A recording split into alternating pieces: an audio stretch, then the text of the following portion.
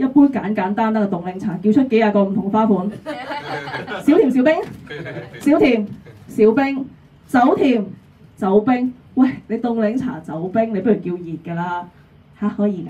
咁我係要熱檸茶加2粒冰啊，係咪唔使加2蚊？我諗你應該唔使加2蚊，但係你個杯應該會係私人加料嘅。今日食飯隔離個阿伯同佢應該係阿伯 friend，喂，你有冇睇可伯單嘅？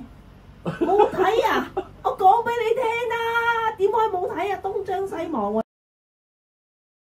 喺街市識嘅喎，好正啊！